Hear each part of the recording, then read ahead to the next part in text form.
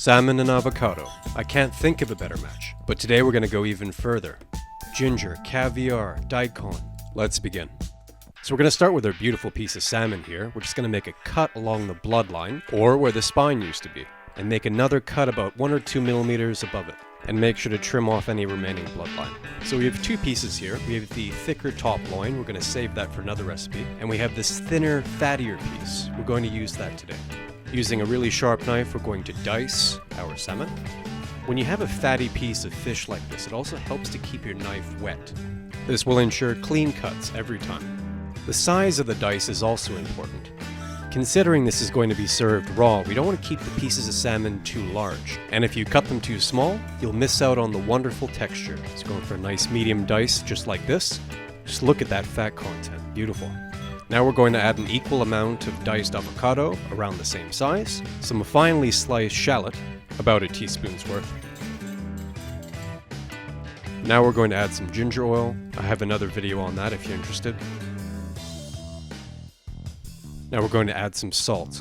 The salmon and avocado are quite fatty, so they can handle a bit more seasoning. So keep that in mind.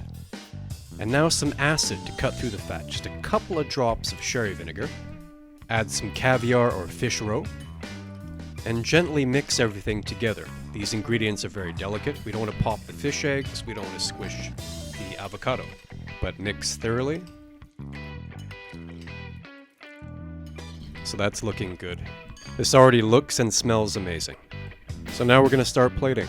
So you can plate this however you wish, but here's an example of how to plate something a bit more refined. So we more or less want the ingredients to be spread out. We don't want 1 spoonful of salmon or 1 spoonful of avocado, for example.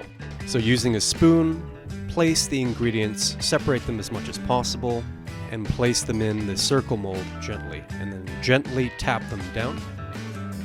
And now we're going to cover this with some crispy daikon.